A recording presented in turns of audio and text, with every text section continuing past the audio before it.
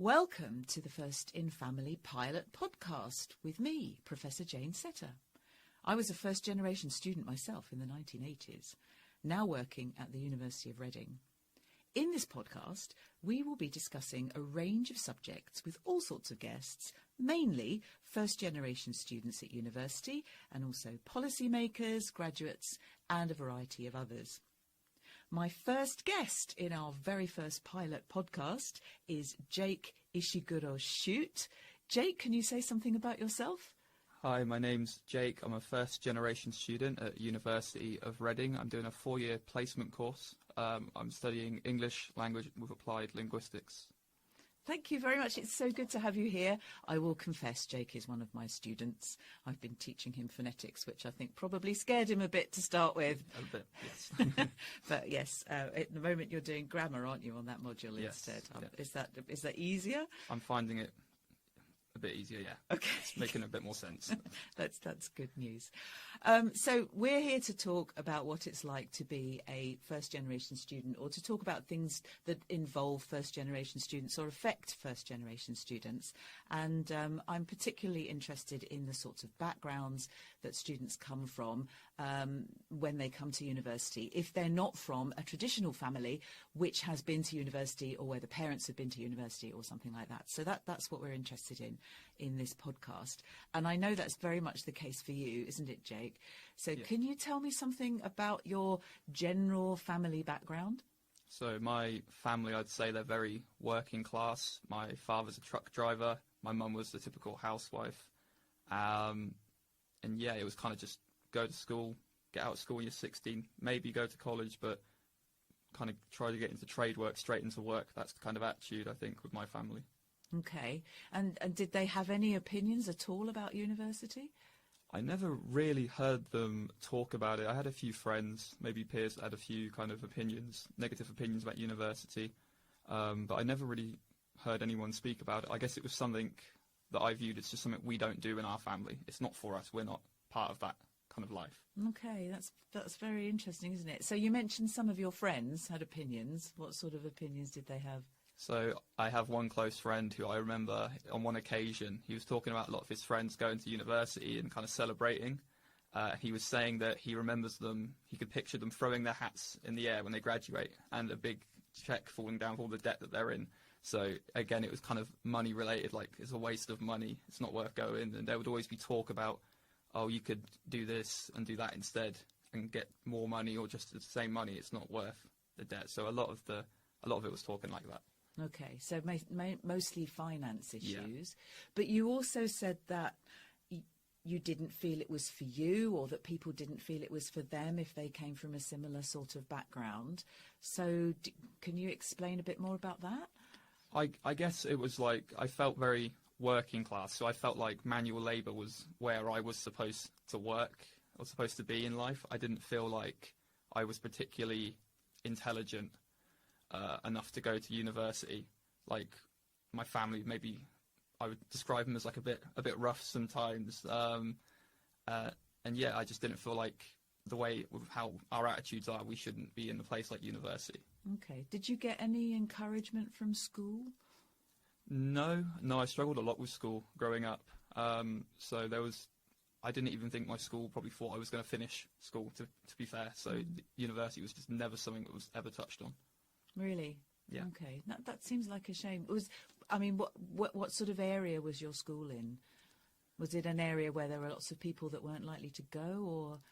Yeah, I guess just very kind of working class kind of schools. A lot of my friends kind of went into construction and that kind of work growing up. A lot of people had kind of very difficult family lives. So yeah, it's just no one ever really talked about it at all, never really discussed. Okay, so no real idea of what it was like or the benefits of it or anything like that at all? No, never. I literally didn't know anyone who went to university. Okay, just this kind of image of throwing your hats in the air and having a huge debt land on your shoulders. Yeah, pretty much, yeah. Okay, so now you're here, what do you think of it? So, I've obviously been here since September. At the beginning, very scary. And again, I think it took me a while to feel like I really should be here.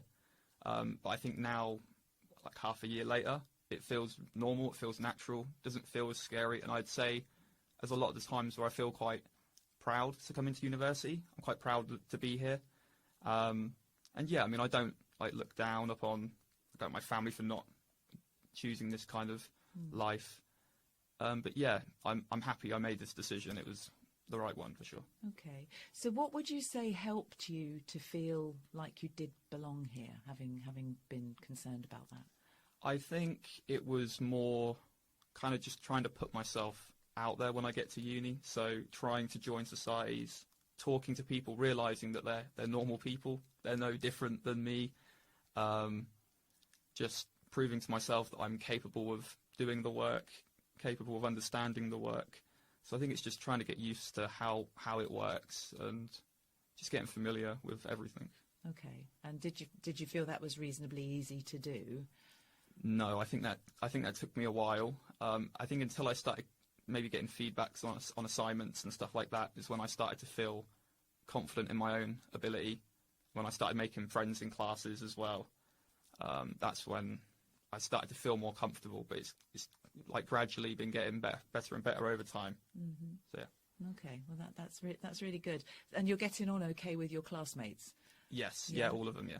Okay, you're not feeling like there's any distance with people who have got families who came to university before? No, not at all. I mean, I've spoke to some of them about it, and there's no judgment. Everyone's been really nice and supportive, and we just treat each other like normal people. There's no, a lot of the like pre-assumptions that I had in my head, it's just not really there at all. So. Okay, so what sort of assumptions were those?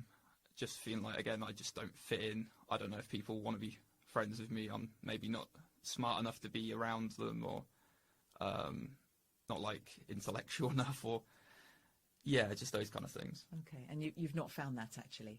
No, not at all. Everyone's just really normal. I know it sounds like such an obvious answer, but yeah, everyone's just been really nice, and I've got on with a lot of people. Okay, so would you encourage people who are coming from your sort of background to consider this? Yeah, definitely. I think there's a lot of people who don't even think about it. I think they're so kind of focused on get out of school, go into trade work. And if you want to do that, that's fine. There's nothing wrong with that, of course. But I think there's so many people who don't even consider it.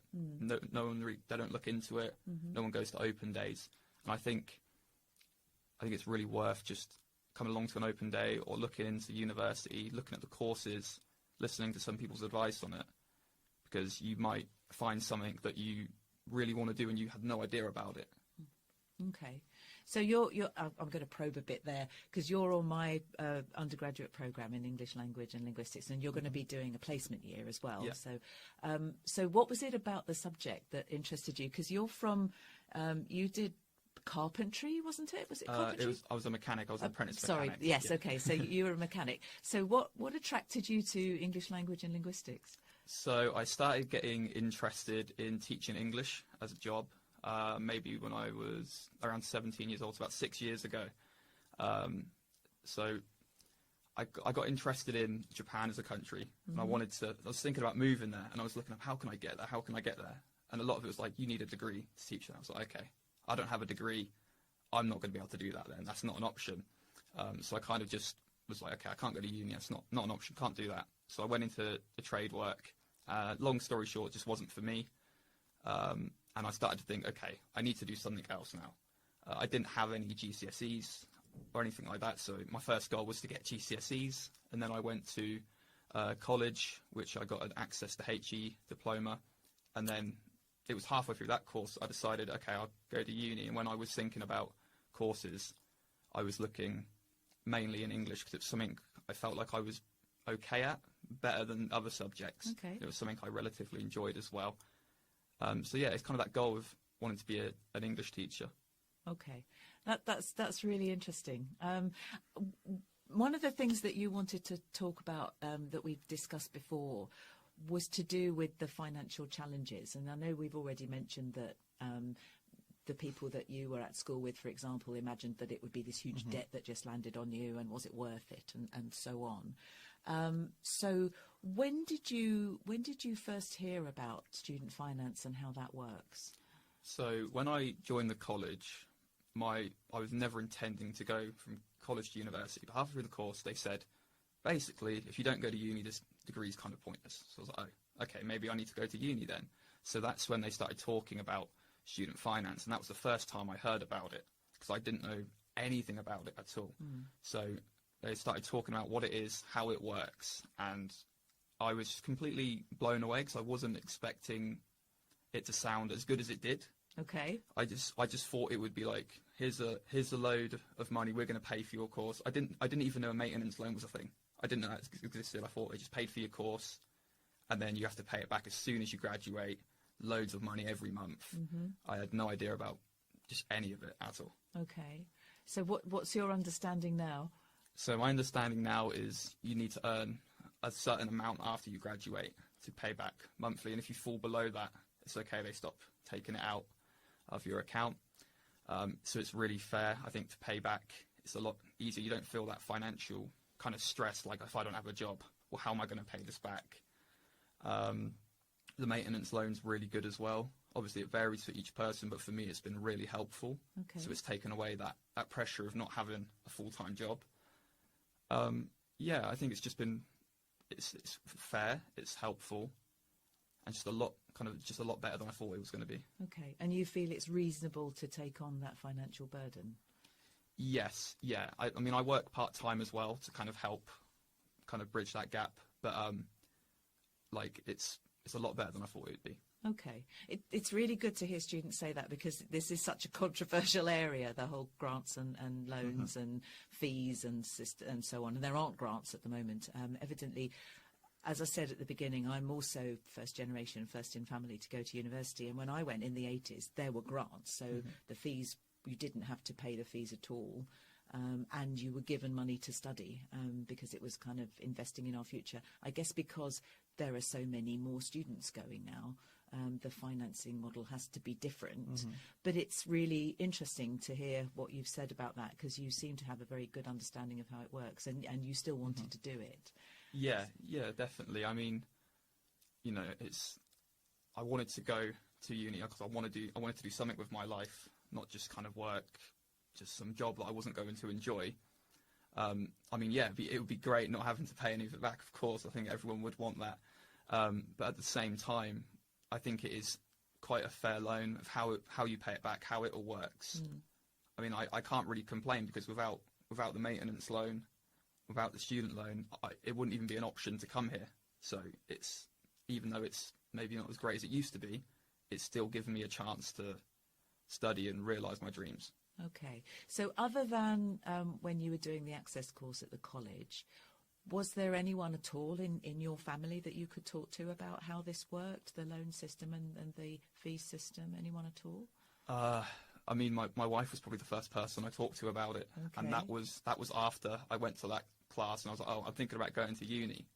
But she didn't know how it worked in this country either, because she studied in Japan, so there's no idea. So she was kind of helping me look into it, look at how it works.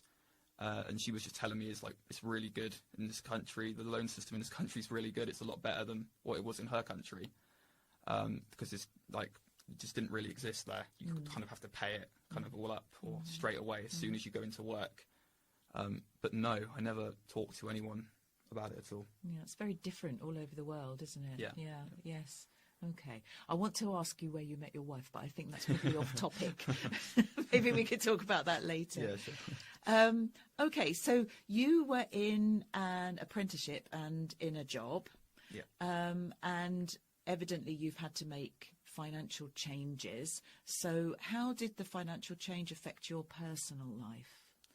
So, I mean, when I quit my apprenticeship, it was a very difficult decision, because obviously I went to college, but there was a time where I didn't have any kind of work at all. So I was really kind of struggling for a good year, just wondering, is this going to get any better?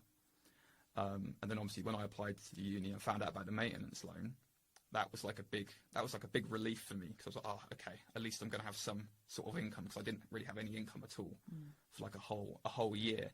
So I mean, yeah, I mean, it's definitely impacted my personal life, but I think personally for me, I've been lucky enough. My wife works full time, where she's been able to help, and she's been very, very supportive, helping me kind of pay more, maybe towards certain bills and stuff like that. So, I mean, I have been stressed. Sometimes I do feel a bit bad, a bit guilty that I can't like pay as much as I used to. But she's been like really supportive with it all. Oh, that's really good. So would you say that your wife helped you to make the decision to do higher education? Yeah, definitely. I think hearing about her experience with it, obviously she's like the first person I've really spoken to who's been to uni, who's done it. So I would talk to her a lot about, oh, I think this, I think that about uni. And she would kind of just be like, oh, it's actually this, it was actually like that. So she kind of was the first person that made me really consider it. So, yeah. Okay. So your family background generally, nobody knew anything about it. Major worries about finance from your friends, for example. Yeah. Couldn't talk to anyone about it in particular. Yeah. And then it's a bit of a sequence of events. Did you meet your wife before you did the apprenticeship, or when? It was before I did the apprenticeship, yeah. Okay. And so you weren't thinking of going to university, so you decided to do an apprenticeship. Yeah. And then during that period, I guess you did have someone that you could discuss this with, because she'd had the experience of going to university, although not in the UK. Yeah. So I don't know if a lot of people have the same kind of experience if they're from that sort of background. And it must be very much who you meet, who there is around that you can talk to about these sorts of things. Now, I think did you tell me that your wife did a master's? Yeah, she did a master's in the UK, yeah. Okay, so she would have had experience. Obviously, she values higher education. Yeah. And she wanted to do further study as well, so additional qualifications. So would you say that sort of thing really supported you in deciding to come, or do you think you wouldn't have come? Well, let's rephrase that. Do you think you wouldn't have come if you hadn't met your wife? I think there's a strong chance I wouldn't have come along. Yeah, 100%. Because, like I said, she was the first person who I actually could speak to about it. Because I didn't do like the conventional kind of school route. I never had classes or teachers to talk to about university. So I guess, yeah, she was like my first kind of entry point, kind of to discuss uni and what it's like. Okay, so given that, if you're saying that not having anyone that you could talk to about it really meant that you didn't think about it, you didn't consider it, and then when you did have somebody with some understanding of it, what do you think we could do to support students who are first generation, who wouldn't necessarily have that person that they could talk to? What sort of steps do you think we could take? Is there something that universities could do, for example, to help people think about the value of this? So I think, obviously there's like the whole welcome week. I think if there's some sort of like get together for first generation students, but I know that here we have the STAR mentor to talk to as well, which I think is good because there's still someone you can talk to. I think that can be a little bit scary sometimes though. The STAR mentor? Or just trying to reach out to someone, because you still have that feeling of, I don't think I really fit kind of in here. So even if you're talking to someone who's been at uni for a while, you still kind of feel a little bit nervous, I would say. That's how I felt. Okay. But what about at schools, at school level? So you said you left school without any GCSEs. Yeah. Do you think there's anything that could happen at school that could help people from your sort of background to think about it, or your sort of experience to think about it? I think kind of if there was like classes or sessions, that maybe like a session or two where someone comes in or just explains kind of how uni works. I mean, I don't know, maybe that is a thing, but I didn't kind of go to the conventional school, so I never had that in school. No one ever talked to me about uni or anything like that. So I think that would be a really helpful thing, just to have someone to talk to about it in general, just to provide information, because I didn't get any information until I went to college. So who do you think would be the best person to do that? Would we be looking at an academic, or would we be looking at a student who's had the experience going back to a school to talk about it? What sort of person do you think would be best? I think I think it could be particularly anyone from a uni, to be honest. I think it could be a student, a graduate, like a current student, or it could be a teacher, maybe even the advice kind of service at the university, because I think they can provide a lot of advice, like financial advice. I think when we went, we had someone come in to college who was from the financial kind of department in the college, who came in, and she talked to us about it and had a kind of like a slideshow and answered all our questions. So that was like really, really helpful. Okay, right. And would that have been helpful at the school, do you think, or would it really not have helped? Back then, it's hard to say. I think back then I was like, no, I'm not going to uni, but that's just because what I wanted then was different. But I think for some students, it could definitely kind of open their eyes, or open their minds a bit to be like, oh, this is a possible thing I could do. Okay. And you know, if you didn't know that there were loans, for example, if that wasn't something that you knew about, then maybe more information from universities for schools about what sort of support is there. I'm not sure if it's the university that would do that, like, or the people providing the financial support. I don't know who'd be best. Probably a university, I think, because we really want you guys to come. I was saying this to Jake earlier. I often find that students who have had other experiences before they come to university do really well at university. A lot of students that I know who have felt trepidation about coming to university, they come after they've spent some time working or doing something else, and we actually find that they excel once they've found their stride, which is always something I really enjoy, working with students who've come from different sorts of backgrounds. So you were talking about people who can support you at the university, like the STAR mentors. Evidently, we don't know with the STAR mentors necessarily if they're also first generation. But how do you feel that sort of worked? Having a STAR mentor is another student who's usually in the second year at university, who signs up to support students who are coming in, and we have a number of them, and we allocate them a group of students, and then they get in touch and say, hey, hi, I'm here, let me know if you need help, that sort of thing. But then it can be up to you to contact them after that. So how do you feel that worked? I think it's a really good idea. It's a really helpful idea, because I guess some people will come to uni and they have no points of contact, no maybe support, no friends when they might go to a new city or something like that. So to have someone there, like a STAR mentor, to contact, at least there's someone they can talk to. I think sometimes it's maybe you need something else. So for me personally, where I struggle with Asperger's syndrome, I also get study support needs. So I have weekly sessions with I don't know what I would call him, like a mentor kind of person, and I talk to him about struggles with, it could be personal life, essay writing, anything like that, and he'll give me advice and feedback, and he'll go along, like, help me with my feedbacks, tell me, like, okay, this is good, this is bad, we should try working on this or focusing on this, and that's been really helpful. Okay, so there is a lot of support at universities. There is a lot of support, yeah. Yeah, okay, that's really good to hear that you feel that. Are you living at university? Are you living in a hall, or are you commuting in from somewhere? I'm commuting in. I live at home. Okay. Are you very distant? About a 20-minute walk, so it's okay. Oh, okay. Yeah, well, that's not too bad at all. Do you find not being in a hall makes you feel segregated from other students who might be in the first year, for example? Sometimes, yes. And I definitely feel like an age gap as well, because obviously when I'm a bit older. I guess, yeah, I mean, a lot of people live in halls together, so they probably become a bit closer than I could become closer with some of them, because I don't live in those same environments. But personally, for me, I prefer to live kind of off campus. But I definitely feel like that sometimes. I could see why people would feel like maybe they're a little bit distant. So there are some aspects where you feel a bit separate, but others where it's actually not been a problem for you. Yeah. I think something that's really helped me try to make friends, try to integrate with people is the societies. So there's a big like society fair that I went to. It's loads of stalls, and you can talk to lots of different societies. They're normally really affordable to join a society, and you can kind of just go along to the meetings.